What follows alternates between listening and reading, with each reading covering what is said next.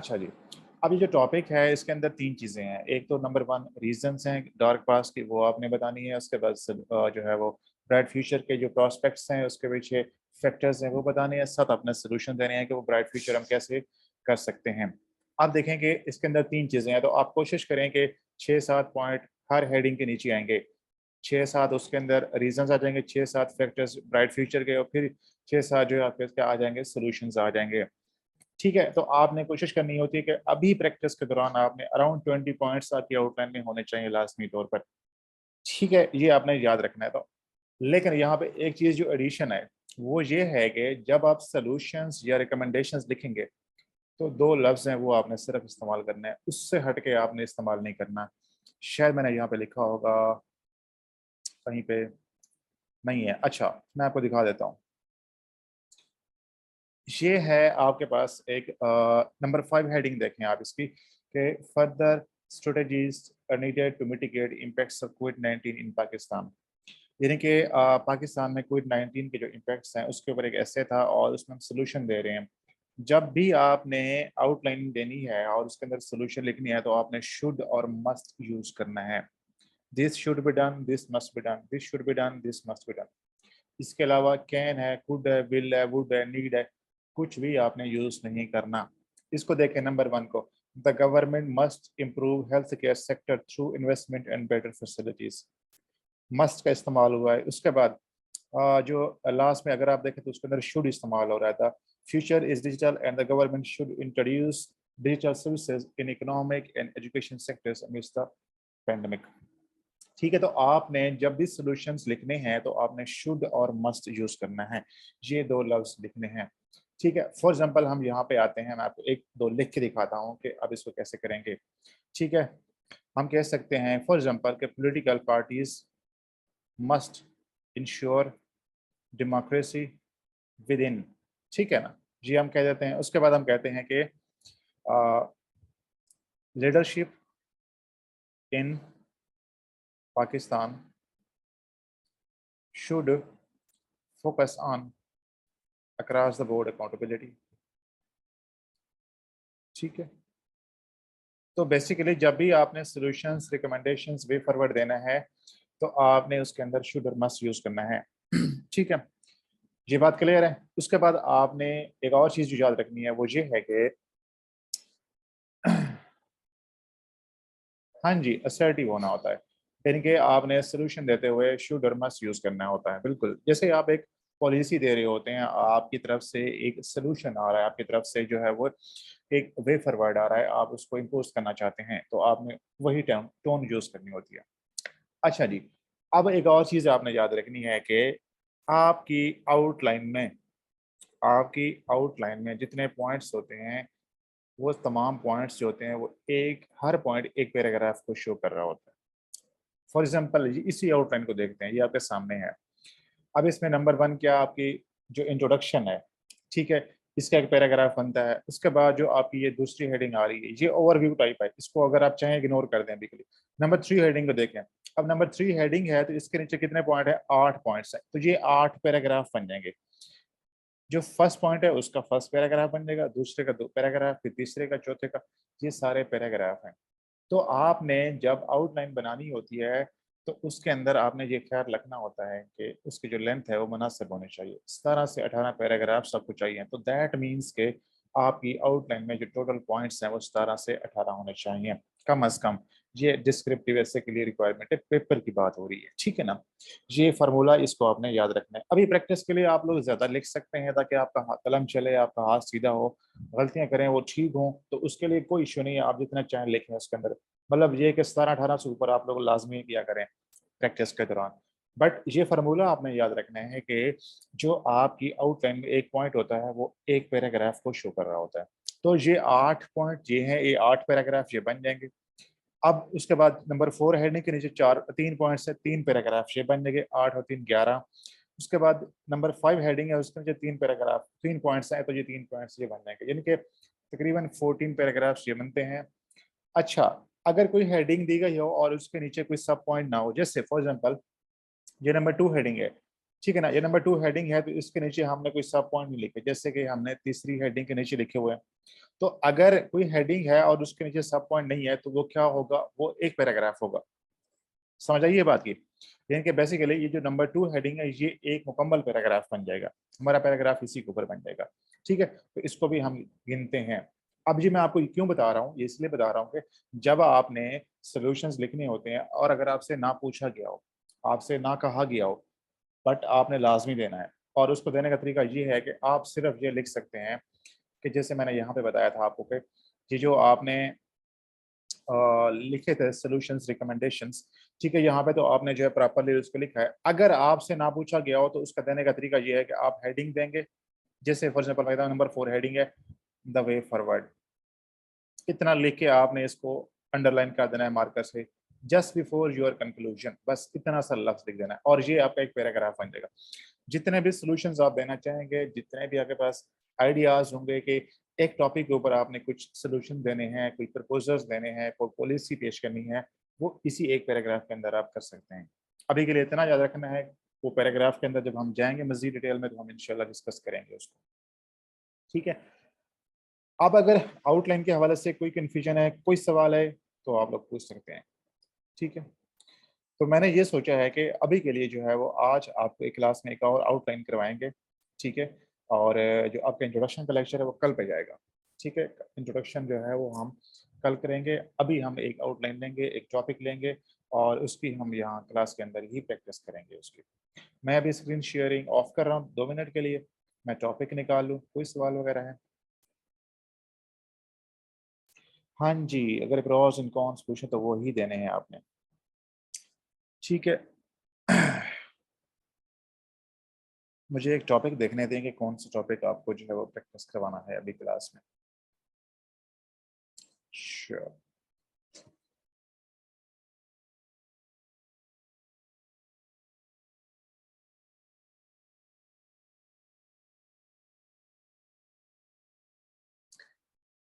चलें जी, हम बात करते हैं एजुकेशन सिस्टम के ऊपर। क्या ख्याल है, एजुकेशन का जो टॉपिक है उसको लेते हैं और आज हम इसी के ऊपर जो है वो बात करेंगे। ठीक है,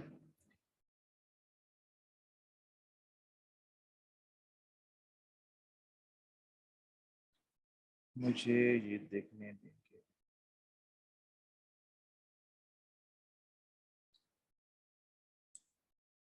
अच्छा जी, मैं आपको टॉपिक दे रहा हूँ एक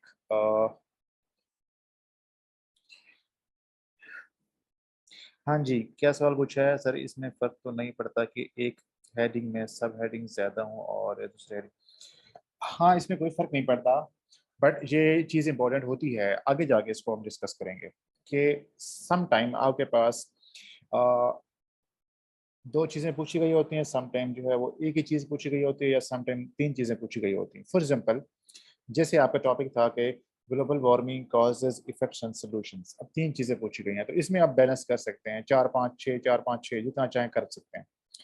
कुछ ऐसे ऐसे होते हैं जिसके अंदर दो चीजें पूछी गई होती हैं और उसमें आपको सम टाइम खुद से कोई ना कोई चीजें ऐड करनी पड़ती है। उसके अंदर आप एक हेडिंग दे सकते हैं, उसके नीचे एक या दो पॉइंट आप ऐड कर सकते हैं, वो एडिशनल होता है। अब वो चीजें जो है वो हम जब डिफरेंट टॉपिक्स को करेंगे ना इंशाल्लाह, उसकी आपका स्ट्रक्चर मुकम्मल होगा, उसके बाद आपको जो है वो इसका अंदाजा होगा। ठीक है, अच्छा सर, अब आपने major heading reasons, major heading उसके नीचे sub heading in form of sentences की हैं, लेकिन इससे पहले की जो जो आउटलाइंस इसमें sub headings are in form of phrases instead of. Suhail, समझ नहीं आई, आप ऑडियो बोलना चाहते हैं बोल सकते हैं आप।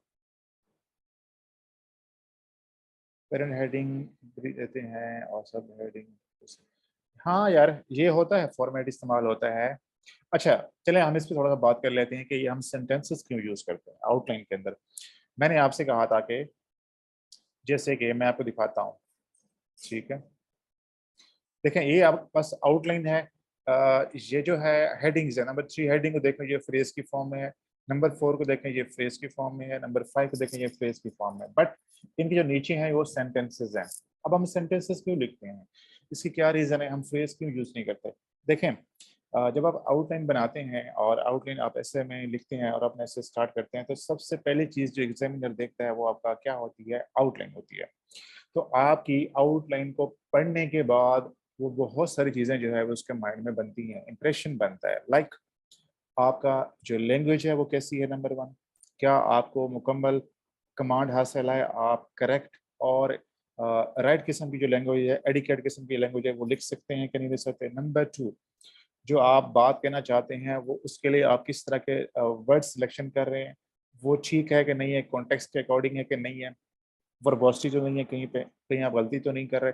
उसके अलावा ये कि जो आपके आइडियाज़ वगैरह हैं, जो पॉइंट्स हैं आप उसमें डिस्कस करेंगे वो कैसे हैं। दैट मीन्स कि जब एग्जामिनर आपकी आउटलाइन को पढ़ता है और आपके इंट्रोडक्शन पे मूव करता है, तब वो आपके बारे एक इंप्रेशन बना चुका होता है। और अगर आपकी आउटलाइन के अंदर सेंटेंसेस लिखे गए हैं, तो दैट मीन्स कि आपने उसके अंदर एक मुकम्मल लैंग्वेज इस्तेमाल की है। सेंटेंसेस जो लिखे होते हैं ना, उसके अंदर वर्ब भी होता है, हेल्पिंग वर्ब भी होता है, सारा कुछ डाइवर्सिटी होती है। अगर आप जस्ट फ्रेज यूज करते हैं तो उससे आपकी लैंग्वेज का जो अंदाजा है वो नहीं होता कि आप सेंटेंस स्ट्रक्चर किस तरह का यूज कर रहे हैं, आपकी लैंग्वेज कैसी है, कमांड कितनी है कि नहीं है, ये चीज़ें क्लियर नहीं होती। बट सेंटेंसेस यूज करने से आप आउटलाइन के अंदर सारी चीज़ें जो है एग्जामिनर को दिखा रहे होते हैं।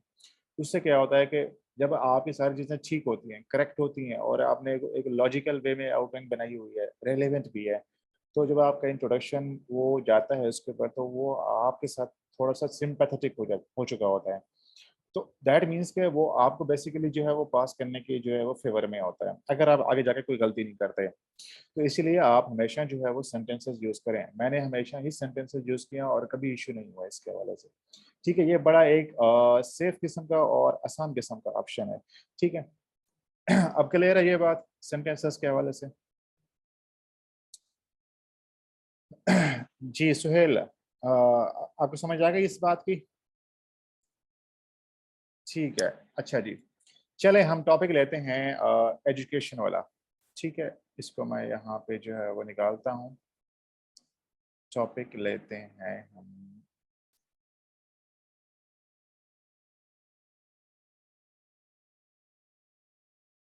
Education system of Pakistan. चलें इसके ऊपर एक three dimensional statement of topic बनाएं जल्दी से। अब आप लोग जो है वो स्टेटमेंट बनाते हुए जल्दी किया करें, ठीक है? अब आप तो जो है वो बहुत सारी कर चुके हैं। ठीक है, फिर हम इसकी आउटलाइन भी बनानी है हमने क्लास के अंदर। शाबाश। एजुकेशन सिस्टम ऑफ पाकिस्तान के ऊपर आपने three dimensional statement of topic बनानी है। चलें जी, मैं टॉपिक भी यहाँ पे आपकी चैट में सेंड कर रहा हूँ और स्क्रीन जो है वो 2 मिनट के लिए मैं ऑफ कर रहा हूँ।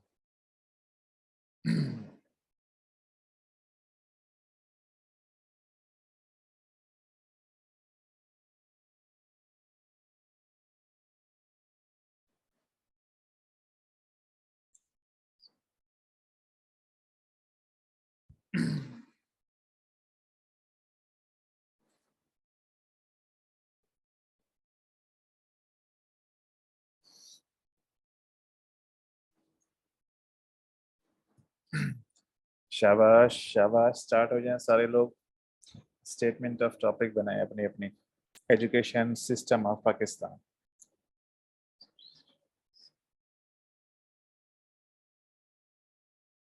यासिर ये बताएं कि ये जो आपने बनाई है ये वन डायमेंशनल है, टू डायमेंशनल है या थ्री डायमेंशनल है? शाबाश, बताएं ये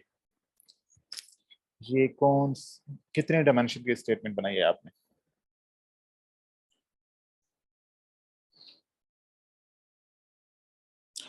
3 वाली कैसे है, मुझे बताएं जरा।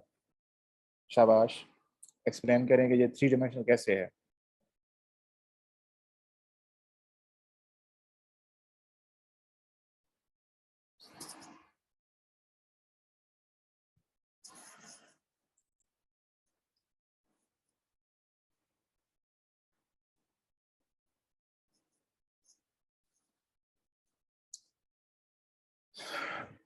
अच्छा,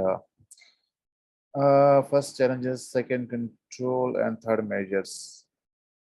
कंट्रोल में और मेजर्स में क्या फ़र्क है? हाँ जी, शाबाश। नीता कहती है education system in Pakistan has faced numerous challenges which are affecting assess effective measures. Okay, very good Nita, शाबाश शाबाश। बाकी लोग बनाए शाबाश। हरी आप जल्दी जल्दी बनाए स्टेटमेंट ऑफ टॉपिक।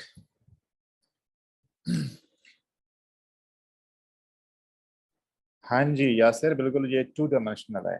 आपने जो है वो ये कहा है कि चैलेंजेस की बात की है और उन चैलेंजेस को निपटने के लिए आपने सॉल्यूशंस की बात की, मेजर्स की बात की, तो ये टू डायमेंशनल है।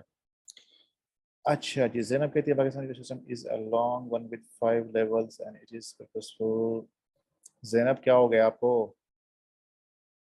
आपको स्टेटमेंट ऑफ टॉपिक अभी तक आपको जो है इसमें ये गलती कर रहे हैं आप। ज़ैनब दोबारा बनाएं, शाबाश। एक करेक्ट किस्म की और रेलिवेंट किस्म की और 3 डायमेंशनल स्टेटमेंट ऑफ टॉपिक बनाएं। वो चीज़ें लिखनी होती हैं स्टेटमेंट के अंदर जिसके ऊपर आप ऐसे कर सकते हैं। अब मैं आपके अगर स्टेटमेंट को लेता हूँ, आप कहते हैं the Pakistani education system is a long one. अब आपकी स्टेटमेंट के अंदर एक एक लफ्ज जो होता है मीनिंगफुल होता है। एग्जामिनर आपको उस पर फेल या पास कर रहा होता है, ठीक है। अब आपने जो स्टेटमेंट बनाई है इसमें आप क्या लिखेंगे अपने ऐसे के अंदर, मुझे नहीं समझ आ रही, ठीक है ना। तो आप इसके अंदर, आपके पास एक ओपन एंडेड ऐसे है तो आप उसके अंदर आसान चीज़ें लेकर आए। आप कहें कि पाकिस्तान का जो निज़ाम तालीम है उसमें बहुत सारे मसाइल हैं या वो कामयाबी के साथ जो है वो डेवलप नहीं हो सका ड्यू टू सम रीजंस, और जिसकी वजह से मुल्क के ऊपर बहुत से असरात हुए हैं। लेकिन अगर आप कुछ स्टेप्स ले जाए तो वो ठीक हो सकता है। तो ये बड़ा एक लॉजिकल और बड़ा आसान से जो है वो आप इस डायरेक्शन में जा सकते हैं अपने हिस्से को लेकर, ठीक है ना। तो आपने अपने स्टेटमेंट के अंदर वो चीज़ें लेकर आनी होती हैं जिसके ऊपर आप लिख सकते हैं, जिसके ऊपर आप बोल सकते हैं, बात कर सकते हैं। अमानुल्लाह कहते हैं the education system of Pakistan is in a state of crisis hence needs urgent. Amanullah ये टू डायमेंशनल है, 3 डायमेंशनल बनानी है आपने। जी आपने जो है इसमें क्राइसिस की बात की है और सॉल्यूशंस की बात की है, साथ है आप इसके इफेक्ट्स हैं वो भी ऐड करें ना, तब जाके ये 3D बनेगी आपकी, ठीक है। शाबाश। फातिमा कहते हैं system Pakistan has many ups and down since its inception. There are many factors behind the slow growth of education system which challenge to getters. Fatima ये भी टू डायमेंशनल है, ठीक है ना, कि पाकिस्तान का जो एजुकेशन सिस्टम है there are many factors behind the slow growth of education system, ठीक है। मैनी फैक्टर्स हैं स्लो ग्रोथ के पीछे जिसकी वजह से सब नुकसान, कुछ नुकसान हो रहा है, ठीक है। और इसी के लिए जो है वो कुछ मेजर्स या स्टेप्स की जरूरत है। अच्छा जी, अनम कहती हैं the education system Pakistan is facing numerous challenges but effective measures and timely implementation strategy can lead the system to better future. Anam आपके भी टू डायमेंशनल है, ठीक है, शाबाश। कोशिश करें इस बात को समझें कि 2 डायमेंशनल और 3 डायमेंशनल में क्या फ़र्क होता है, ये मैं बहुत क्लियरली और डिटेल में बता चुका हूँ आपको। नरीना कहती हैं education system is flourishing in Pakistan slowly however it is continuously lot of challenges.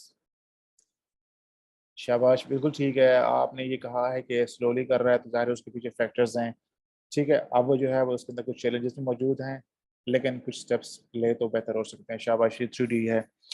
Ijaz कहते हैं education system of Pakistan has always been in doldrums which has affected the mass has therefore a multifaceted, very good, शाबाश, ये है 3 dimensional statement. Haris कहते हैं education system of Pakistan is at divisional level in 3 tiers of education. ये mention करने की जरूरत नहीं है Haris, 3 tiers of education system की that exist in the country, progressive measures और ये अभी भी 2 डायमेंशनल है। यासिर कहते हैं education Pakistan is facing various challenges, these challenges affect education quality. Yes बिल्कुल ठीक है, however it can be controlled through better effective measures, ठीक है, शाबाश। अच्छा जी, बेलोल कहते हैं education Pakistan is on verge of becoming obsolete, there are numerous reasons behind this, however if ठीक है, लेकिन स्टिल जो है मुझे लग रहा है ये बेलोल आपकी जो है वो 2D में है। अब अगर आप ये बता रहे हैं कि रीजंस हैं तो फिर उन रीजंस के कुछ इफेक्ट्स भी आप साथ ऐड करें, देन उसके बाद सॉल्यूशंस आएंगे इसके, फिर जाके ये 3D बनती है। सोहेल कहते हैं पाकिस्तान एजुकेशन सिस्टम जी, कोई बोल रहा है? जी अच्छा जी, सर। हाँ जी जी बताएं। सर अगर ऑब्सोलीट के रीजंस बंदा इसमें डिस्कस कर ले तो फिर 3D बन जाएंगी ना सर, कि किस तरह वो ऑब्सोलीट बनती जा रही है। देखें ना, आप ये कह रहे हैं कि Pakistan education system is on verge of becoming obsolete, ठीक है। देयर आर न्यूमरस रीजंस मतलब बिहाइंड सर इट्स वो डिक्लाइन। कैसे ऑब्सोलीट बन रही है सर? सॉरी? मतलब सर इसमें बंदा ये डिस्कस करेगा कि वो ऑब्सोलीट कैसे है सर, मतलब कि हाँ हाँ, मॉड, और फिर उसके बाद रीजंस क्या है उसके ऑब्सोलीट होने के, और फिर ये कि उनको उसको रेलेवेंट कैसे बनाया जाए। हाँ देखे ना, आप बेसिकली आप कह रहे हैं कि ऑब्सोलीट है, उसके पीछे तो आपको वजह देनी पड़ेगी ना, उसकी वजह देनी पड़ेगी। ठीक है, सर तो ये एक 3 डायमेंशनल हो गई ना सर। नहीं नहीं नहीं नहीं नहीं नहीं, यही तो बात आपको समझाने की कोशिश कर रहा हूँ। देखें, जब आपने कहा कि Pakistan education system has become obsolete, ठीक है ना, तो अगर आपको ऑब्सोलीट को साबित करना है तो उसका एविडेंस देना पड़ेगा। अब आपने उसके पीछे रीजन डिस्कस करनी है कि ऑब्सोलीट होने के क्या रीजंस हैं। ये एक डायमेंशन हो जाएगी आपकी, ठीक है ना। उसके बाद आप कह रहे हैं कि अगर हमने इंटेलिजेंस निकलना है तो हमने उसके कुछ सोल्यूशन देने हैं। अब अगर इसमें आप ये ऐड करें कि जो ऑब्सोलीट हो चुका है उसके रीजंस, और जब ऑब्सोलीट हुआ है उस फैक्टर्स की वजह से कुछ नुकसान हो रहा है, ठीक है ना। अगर आप उसके ठीक है इम्पैक्ट्स सर। हैं, इम्प्लीकेशंस हैं, कॉन्सिक्वेंसेज हैं, अगर आप वो इसके अंदर लेकर आते हैं तब आपकी थ्योरी बन जाएगी ये। हाँ जी। ठीक है सर। ठीक। अच्छा सुहेल, ठीक हो गया।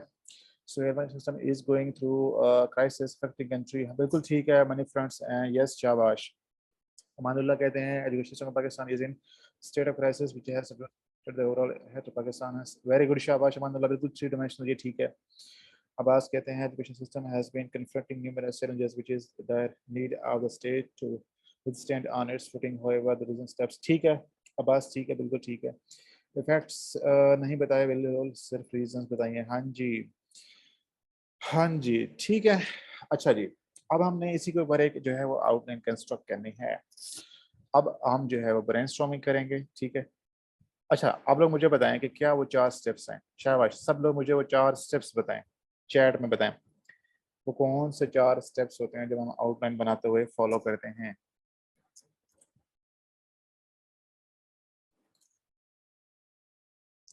इकट्ठे बता दें सारे। शाबाश।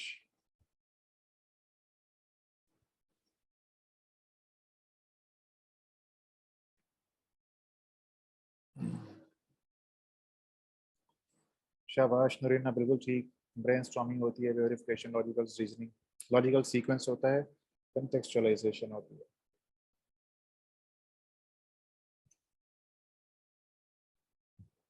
ठीक है, शाबाश, ठीक हो गया, ठीक हो गया, ठीक हो गया। अच्छा जी, अब हम एक काम करते हैं, हम एक बनाते हैं स्टेटमेंट इसी टॉपिक के ऊपर, ठीक है। हम कहते हैं कि मैं अभी आपके साथ जो है स्क्रीन शेयर करता हूँ।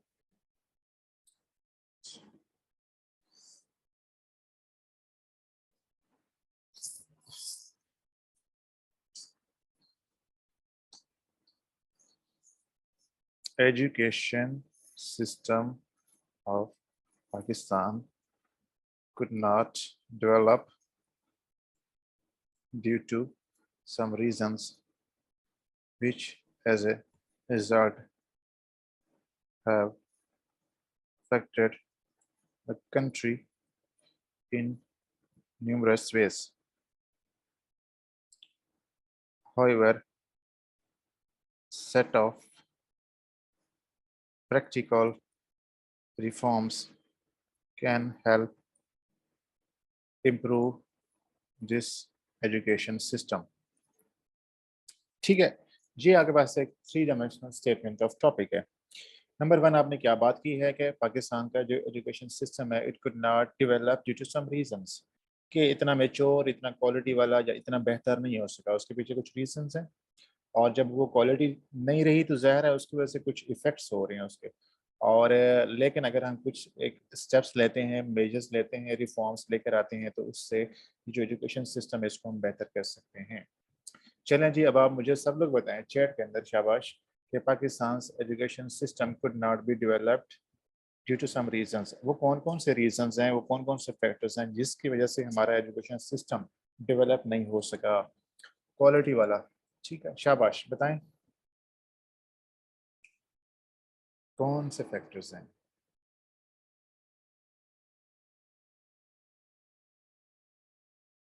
सब लोग बताएं, शाबाश। कौन कौन से वो फैक्टर्स हैं जिसकी वजह से पाकिस्तान का जो एजुकेशन सिस्टम है वो डेवलप नहीं हो सका।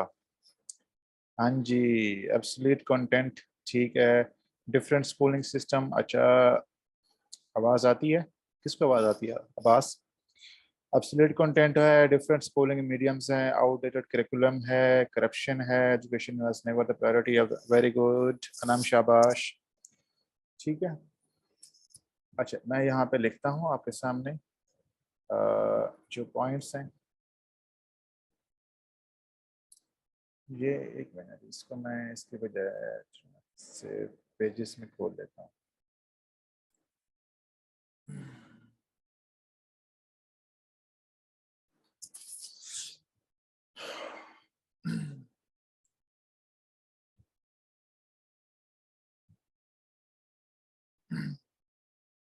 शाबाश शाबाश शाबाश, वेरी गुड।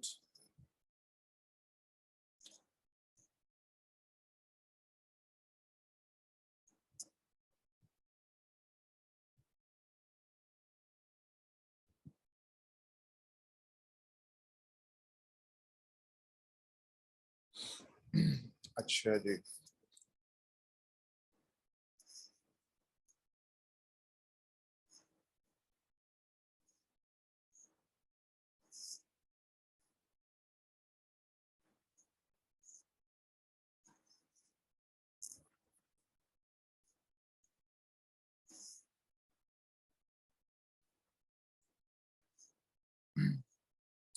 यस। अब हम लिखते हैं यहाँ पर, एक मिनट,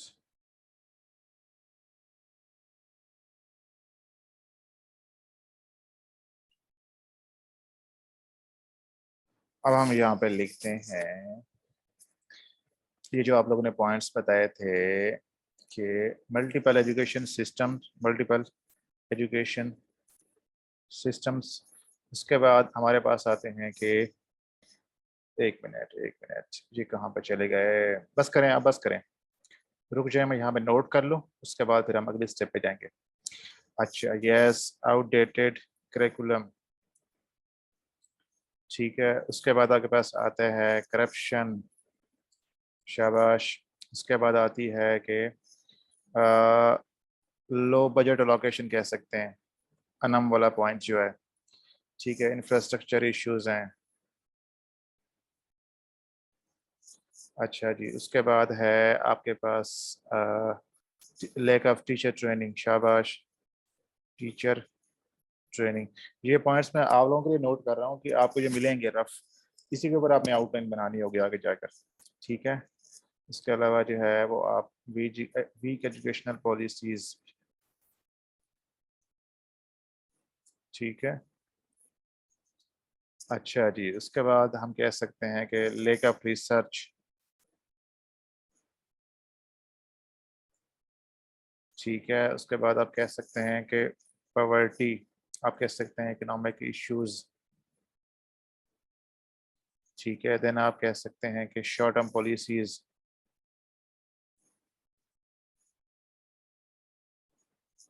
ठीक है। एक मिनट, इसको जो है टेक्स्ट को चेंज करने दें, कलर इसका, ठीक है। ये हो गया आपका जो है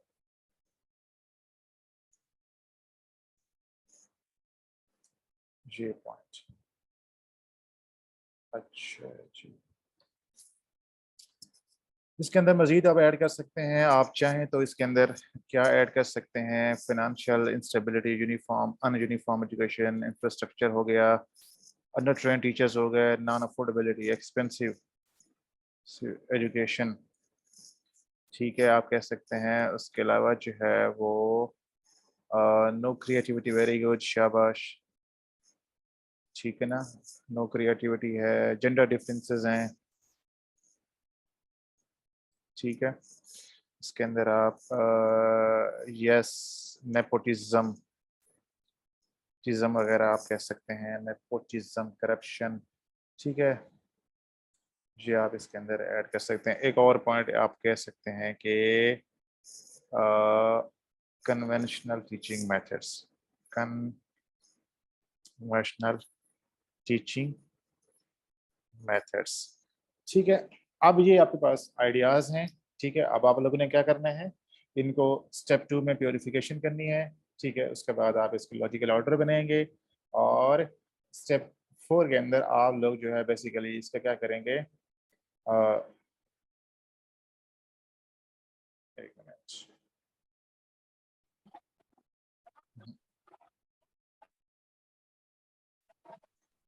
आप इनको जो है वो सेंटेंसेस बनाएंगे आप इनके, ठीक है। तो अब आप बनाएं, शाबाश। पहले वाला पॉइंट हम फर्स्ट करते हैं, मैं यहाँ फर्स्ट करता हूँ कि पहला पॉइंट हमारे पास है आउटडेटेड सिलेबस। अब मुझे बना के दिखाएं, मुझे देखना है कि आप लोग कैसे बनाएंगे, क्या आपको समझ आई है कि नहीं आई। हाँ जी, शाबाश।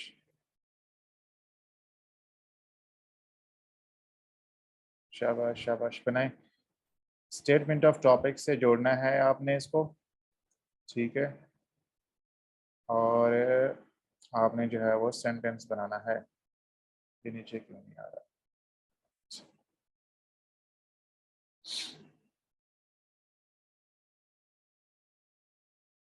बनाएं, कैसे बनाएंगे आप लोग? अच्छा, सेंटेंस बनाएं, सेंटेंस बनाएं, पॉइंट्स नहीं बताने मुझे, आपने सेंटेंसेस बनाने हैं। चले मैं आपको बना के दिखाता हूँ। आउटडेटेड सिलेबस,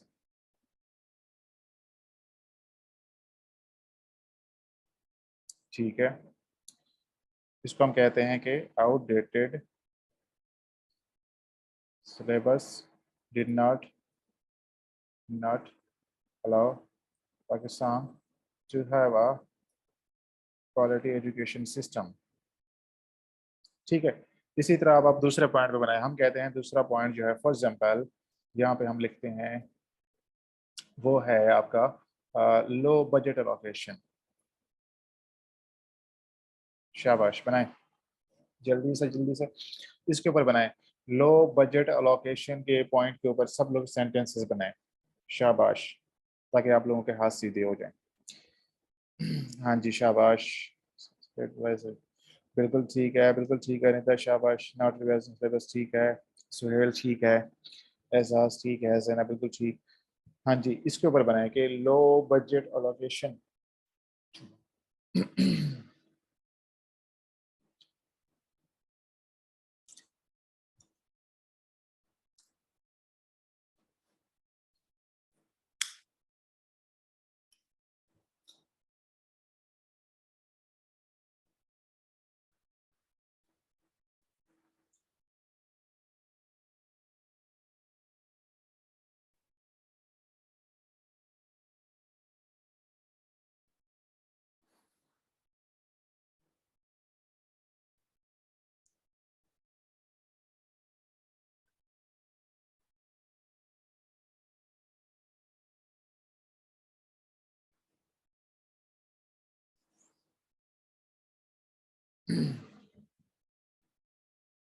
हाँ जी, शाबाश शाबाश। कौन आ रहा है जा रहा है कोई पता नहीं चलता मीटिंग के दौरान। जैसे क्लासरूम में कोई वॉशरूम जा रहा होता है, कोई पानी पीने जा रहा होता है, यही लगता है मुझे, ऐसा ही लगता है कि जूम पे भी यही हो रहा होता है। अच्छा जी, शाबाश शाबाश।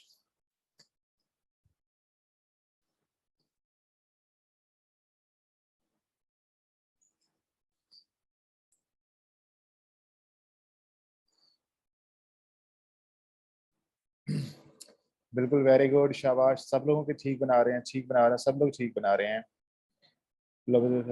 सिस्टम डिसेबल, ठीक है, बिल्कुल ठीक है निदा। हाँ जी, one of the reasons of system Pakistan is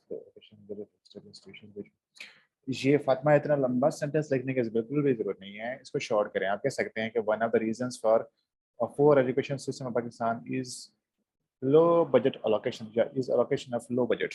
बस इतनी सी बात करनी है आपने। ये जो बाकी आपने डिटेल्स लिखी है ना, ये आप पैराग्राफ में जाकर करेंगे, क्योंकि आउटलाइन में हमने सिर्फ जो है वो एक मेन आइडियाज देने होते हैं, मेन पॉइंट्स देने होते हैं, सारी चीज़ें यहाँ पे नहीं लिखेंगे। अगर हम लिखना शुरू कर देंगे तो आउटलाइन बहुत लंबी हो जाएगी, और वो फिर बोरिंग हो जाती है अगर आउटलाइन बहुत लंबी हो जाए। ठीक है, ये आपके हैं रीजंस, ठीक है ना। यहाँ पे मैं लिख रहा हूँ इसको, ये जो है reasons behind low quality education, ठीक है। अच्छा जी, अब हम चलते हैं अगले स्टेप पे। वो क्या होगा आपका? वो होगा एक मिनट, कि उसके इफेक्ट्स क्या हुए हैं। अब आप मुझे बताएं कि जब हमारा एजुकेशन सिस्टम डेवलप नहीं हुआ तो उसके क्या इफेक्ट्स हुए हैं, बताएं शाबाश। अगेन उसी तरह ब्रेनस्टॉर्मिंग करनी जैसे हमने पहले की है। शाबाश।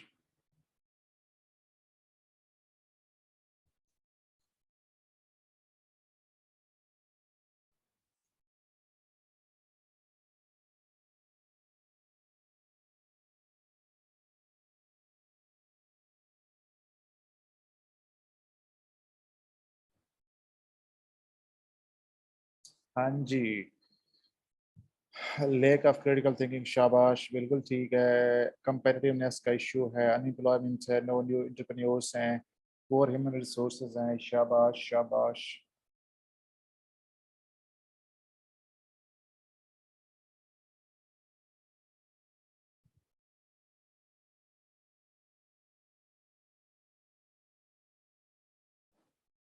ठीक है, शाबाश। रैंडम आइडियाज आपके। हाँ जी।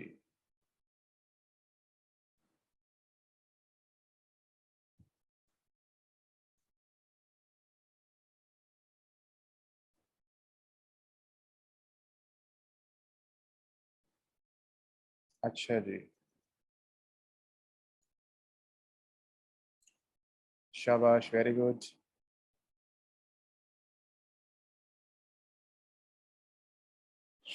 इसको मैं,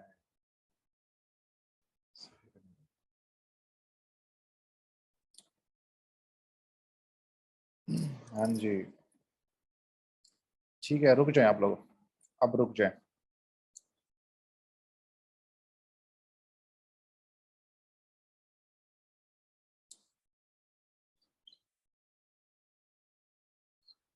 इधर आ जाओ।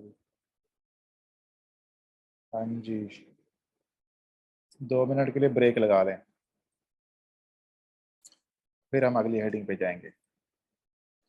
और इसको हम इधर ले जाते हैं, अगले पेज पे ले जाते हैं इसको सारों को।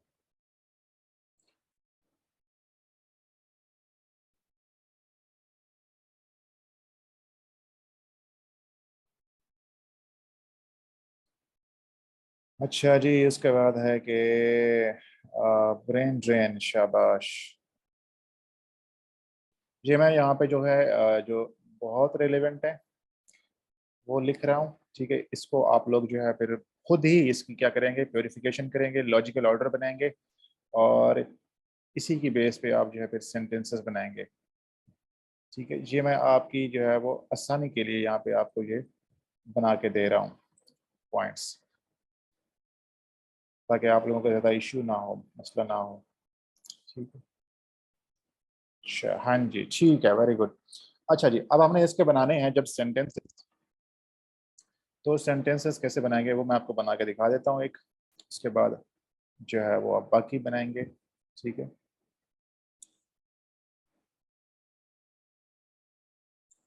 अच्छा जी,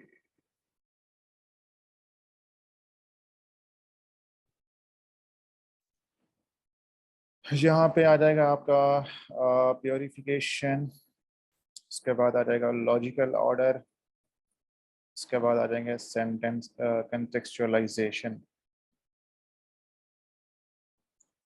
ठीक है। इसको हम कैसे बनाएंगे, हम कहते हैं कि poor education quality has cast lack of critical thinking, ठीक है। दूसरा पॉइंट हम कहते हैं कि it has also produced unemployment, ठीक है। इसी तरह करके आप लोगों ने इफेक्ट्स लिखते जाना है अपने, शाबाश। अच्छा जी, अब चलते हैं आपके सॉल्यूशंस की तरफ, कि सॉल्यूशन क्या होंगे। अब आप मुझे बताएं कि पाकिस्तान के जो एजुकेशन सिस्टम में मसाइल हैं उसको अगर हमने बेहतर करना है तो क्या सॉल्यूशंस हैं। अब मुझे दोबारा आप सेंड करें अपने अपने सॉल्यूशंस, शाबाश, ब्रेनस्टॉर्मिंग।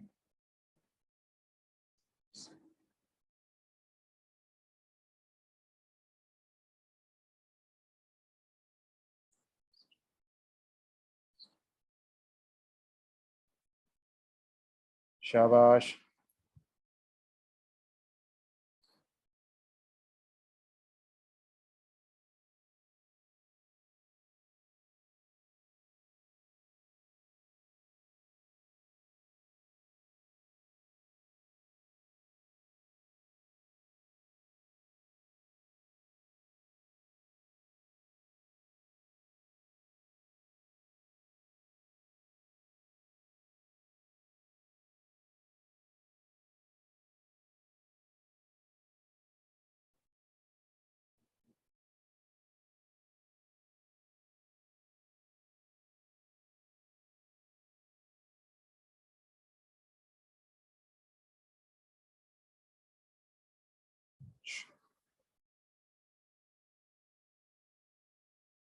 अच्छा, ये आ जाएंगे आपके जो है वो,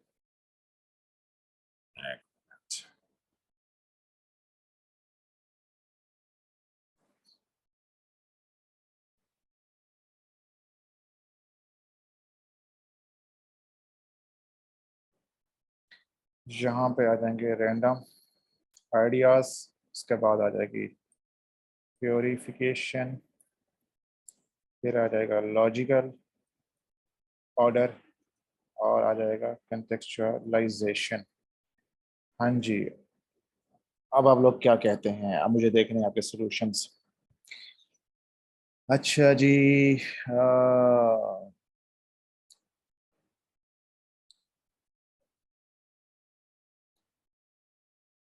अच्छा ये कहते हैं यूनिफॉर्म करिकुलम। चलो हम इसको फॉर एग्जांपल ऐड कर लेते हैं कि पहला पॉइंट है जी यूनिफॉर्म एजुकेशन, इसके बाद क्वालिटी एजुकेशन, ठीक है जी।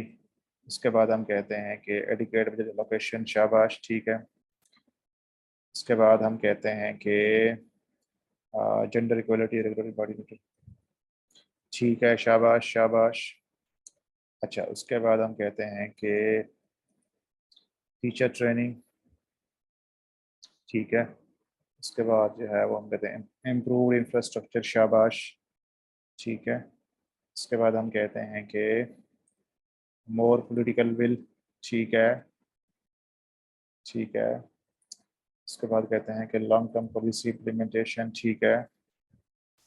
उसके बाद हम कहते हैं चेक्स एंड बैलेंस, ठीक है, ठीक है।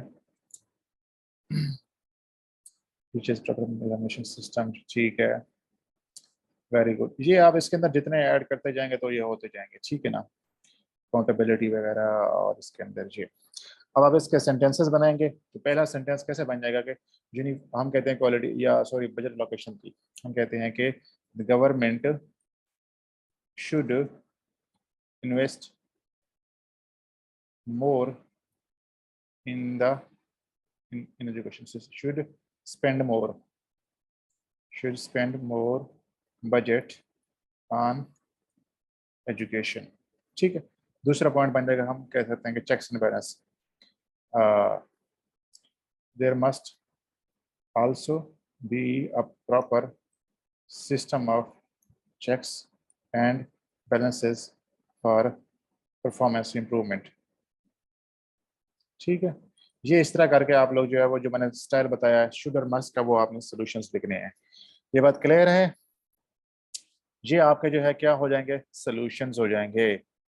ये मैंने यहाँ पे आपको जो है वो लिख के दे दिए हैं।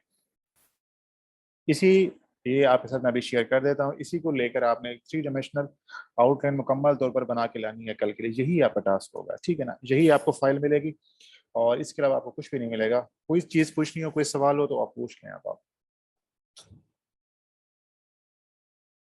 जी शाबाश। हाँ जी, मजीद आप इसके अंदर ऐड कर सकते हैं। हाँ जी, बस ये आपने कोशिश करनी है कि 20 तक करीब पॉइंट्स लिखें, 5-6 जो है एक हेडिंग के नीचे आप आना चाहिए। Single national curriculum is really a solution, ये एक बड़ी डिबेट है। इसके ऊपर जो है वो कहा जाता है, देखें सिंगल नेशनल करिकुलम जो है मैं नहीं समझता कि ये इतना बड़ा सोल्यूशन है हमारे इस एजुकेशन सिस्टम का। नंबर वन, एक तो हमारी जो डाइवर्सिटी है उसे ख़त्म कर देगा।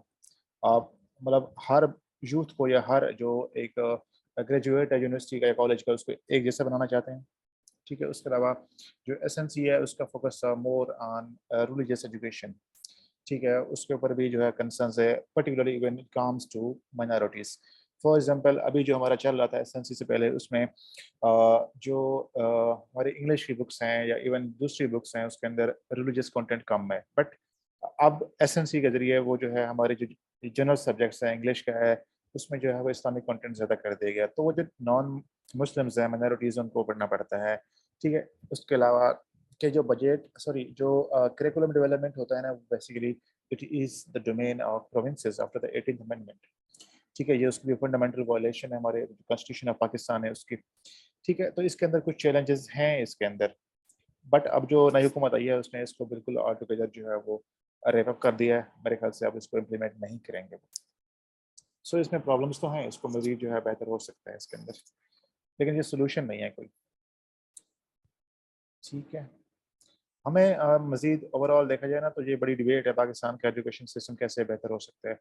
वी नीड मोर टाइम, हमें जो है वो टाइम की ज़रूरत है अभी, हमें इस पे इन्वेस्ट करने की ज़रूरत है। देखें पिछले 14 सालों में अगर आप दो लेटेस्ट जो आपका इकोनॉमिक सर्वे था उसमें अगर आप उठा के देखें तो पिछले 14 सालों में हमारा जो लिटरेसी रेट है इट इज़ स्टेगनेंट एट 58-59%। मतलब हमने पिछले 15 सालों में लिटरेसी रेट में 1% भी इजाफा नहीं किया। मतलब दिस इज़ रियली अनफॉर्चुनेट और बहुत ही एक सॉरी स्टेट ऑफ अफेयर्स है। तो इस तरह के बहुत सारे मसाइल हैं जो बोटलनेक्स हैं, जो मेन चैलेंजेस हैं, उस पर काम किया जा सकता है, उनको अगर एड्रेस करें तो जो है बेहतर हो सकता है। यार कासिम को हम आएंगे उसके ऊपर बात करेंगे, उसके ऊपर सीरियस जर्नी की बात करेंगे हम इंशाल्लाह। ठीक है ना, अभी थोड़ा सा ये जो चीज़ें हैं ना चल लें। आपको बहुत शौक है लेकिन जो है बहुत सारे बच्चे हैं उनको कंसर्न्स हो सकते हैं कि उनके एग्जाम करीब है, तो मैं चाह रहा हूँ कि ये चीज़ें जो पहले हैं वो कर लें हम। जैसे हमारा ऐसे का स्ट्रक्चर मुकम्मल होगा, आर्गुमेंटेटिव मुकम्मल होगा, फिर हम जो है वो बाकी क्लासेस आगे होंगे, उसके अंदर हम जाके डिस्कशन करेंगे आप लोगों के सवाल। हाँ जी, यस, अब आप पूछ जल्दी से पूछ लें जो सवाल पूछने हैं। अस्सलाम वालेकुम सर। वालेकुम सलाम। सर ये जो अक्सर मैं मुख्तलिफ फॉर्मेट देखता हूँ आउटलाइन के, तो उसमें अक्सर सर एक सेंटेंस के नीचे केस स्टडीज देते हैं, वो जो हमारा स्टेटमेंट को बेक कर रहा होता है ना, तो अक्सर आउटलाइन में ही लिखते हैं और ऐसे स्मॉल ब्रैकेट्स में क्लोज कर देते हैं। या किसी कोई स्टैंडर्ड जैसे केस स्टडी या फिनलैंड वगैरह की जो एजुकेशन है उसका हवाला है। तो सर इसको देने में क्या होगा हाँ, इससे? नहीं अभी क्लास खत्म नहीं हुई, क्लास चल रही है। ये अब्बास ने एक सवाल पूछा, अच्छा सवाल है। ये पूछा है इन्होंने कि जब हम आउटलाइन लिख रहे होते हैं तो कुछ लोग यह करते हैं कि एक पॉइंट लिखा, फॉर एग्जांपल जैसे मैंने ये पॉइंट लिखा है, ये आपका आउटलाइन का एक पॉइंट है ना, इसके नीचे लोग क्या करेंगे, केस स्टडी ऐड कर देते हैं, case in point, case study. आपने ये चीज़ बिल्कुल भी नहीं करनी, ठीक है ना, आपने बिल्कुल भी नहीं करनी, क्योंकि अगर आप जो है वो ये सारा डेटा वगैरह है, जितने आपके पास एग्जाम्पल्स हैं, केस स्टडीज़ हैं, अगर आप आउटलाइन में शो कर देते हैं तो नंबर वन, एक तो आपकी आउटलाइन बहुत लंबी हो जाती है। आज मेरे पास एक बच्चे का ऐसे आया था, आपसे सेशन से हट के उसको मैं चेक कर रहा था, 5 सफ़े के ऊपर उसकी आउटलाइन थी। मतलब दिस इज डिस्गस्टिंग कि 5 सफ़े के ऊपर आपकी आउटलाइन जा रही है, ऐसा नहीं होता। मैक्सिमम आपकी जो आउटलाइन है 2.5 पेजेस, 2 सफ़े के ऊपर जाना चाहिए। मोर अगर इससे भी ऊपर जाना है तो 2.5 पेजेस, 2.5 सफ़े काफ़ी होते हैं आपके आउटलाइन के। तो अगर आप उसके अंदर case in point, case study add करते हैं तो एक तो आपकी आउटलाइन बहुत लंबी हो जाएगी। दूसरी बात जो सबसे इंपॉर्टेंट है वो ये है कि कभी भी आपने आउटलाइन के अंदर अपने जो मेन कार्ड्स हैं, जो आपका डेटा है, जो आपके फैक्ट्स हैं, जो कि आपके पैराग्राफ में काम आएंगे, वो आपने डिस्प्ले नहीं करने होते, ठीक है ना। यानी कि आपने सारे कार्ड्स जो है वो सारी किस्तें जला दी आउटलाइन के अंदर ही, अब आपके पास पैराग्राफ में लिखने के लिए कुछ नहीं बचेगा। तो आपने ये गलती बिल्कुल नहीं करनी होती। तो वो जो आपके पास एग्जाम्पल्स होती हैं, केस स्टडीज होती हैं, डेटा होता है, केस इन पॉइंट होता है, कुछ भी होता है, वो आप पैराग्राफ में यूज़ करेंगे। वो मैं कुछ सिखाऊंगा कि कैसे हम उसको बड़ी इंटेलिजेंट वे के अंदर हम उसको यूज़ कर सकते हैं। तो आपने आउटलाइन के अंदर सिर्फ जिस तरह मैंने आपको स्टाइल बताया यही फॉलो करना है आपने, ठीक है। बस ये अच्छा सबके सर, लिए आप क्लियर हो जाएगा, सबको क्लियर हो जाएगा। दूसरा क्वेश्चन ये है, जो आउटलाइन में हम सेंटेंस लिख रहे होते हैं ना, आपकी तो आवाज़ कम आ, दोबारा बताएं। ये जो आउटलाइन हम सेंटेंस बेस कर रहे होते हैं ना सर, हम्म। तो इसमें एक इशू ये आता है कि जो हम सेंटेंस लिखते हैं आउटलाइन में, वही तो हमारा पैराग्राफ में टॉपिक सेंटेंस भी होता है। तो ये कुछ सर रिपीटिशन टाइप नहीं होती वर्डिंग की सर? अभी आपको लगता होगा कि ये रेपुटेशन हो रही है क्योंकि अभी आप जो है बिल्कुल बेसिक लेवल पे हैं, मतलब इस स्टाइल के साथ आप अभी शुरू कर रहे हैं। आप आपको ये फील आती होगी, सब बच्चों को आती है, मुझे भी आती थी।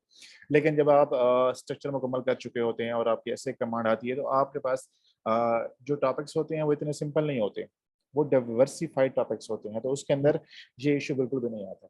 तो आपको ये फील नहीं होगा कि उसके अंदर आपकी जो है वो रेपिटेशन हो रही है। अगर रेपिटेशन होती भी है कोई इशू नहीं है। इवन मैंने 2020 या 2021 का एक ऐसे का टॉपिक था, उसके ऊपर एक बड़े मशहूर टीचर है, उनकी आउटलाइन देखी थी। उनके जो यानी कि आउटलाइन में सेंटेंस लिखे हुए थे, 12-15 पॉइंट्स थे उनके, और तमाम पॉइंट्स के जो फर्स्ट 4 to 5 वर्ड्स थे वो सेम टू सेम चल रहे, सेम टू सेम चल रहे थे। अगर रेपिटेशन होती भी है कोई इशू नहीं होता, लेकिन उसका हल ये है कि आप सेंटेंस स्ट्रक्चर है वो चेंज कर लें। कभी कीवर्ड्स को शुरू में लिख लें, कभी कीवर्ड्स को बाद में लिख लें, यानी कि जो मेन पॉइंट्स होते हैं आपके, तो वो आप थोड़ा डाइवर्सिटी करके जो है वो डिफरेंट सेंटेंस स्ट्रक्चर के साथ आप इसको ट्राई कर सकते हैं। ये बात तो मैं भी कर रहा हूँ सर कि सेंटेंस बनाने से तो बहुत टाइम लगेगा ना। टाइम लग रहा है, टाइम लग रहा है, बिल्कुल लग रहा है, लेकिन मतलब ये होता है कि हमने ये जो टाइम अभी लग रहा है आपको, इतना टाइम हमने इसको प्रैक्टिस के जरिए इतनी प्रैक्टिस करनी होती है कि हम इसको सारा ऐसे जो 3 घंटे में मैनेज कर सकें। ठीक है ना, अच्छा यस इंशाल्लाह सर। ये हो जाएगा आपका। ओके अच्छा जी, एक आउटलाइन अपनी शेयर कर दें प्लीज। हाँ यार, मैं शेयर करूंगा आपके साथ जब आपका जो है, ये वाली जो मैंने आपको आउटलाइन दिखाई दी ना अभी इसके अंदर, वो मेरी अपनी लिखी हुई थी। मैंने लेक्चर के दौरान आपको एक कोविड-19 के ऊपर एक आउटलाइन दिखाई थी, वो मेरी ही लिखी हुई थी। तो मैं आपके साथ शेयर करूंगा, आपके साथ शेयर करूंगा सारी चीज़ें इंशाल्लाह। बस थोड़ा सा जो है वो राइट टाइम के ऊपर है। ठीक है ना, तो अभी के लिए आज के लिए इतना ही। ठीक है,